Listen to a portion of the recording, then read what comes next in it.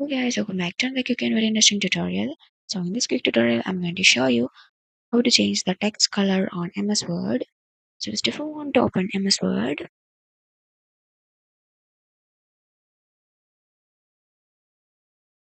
after opening it here, I'm just going to create a new page.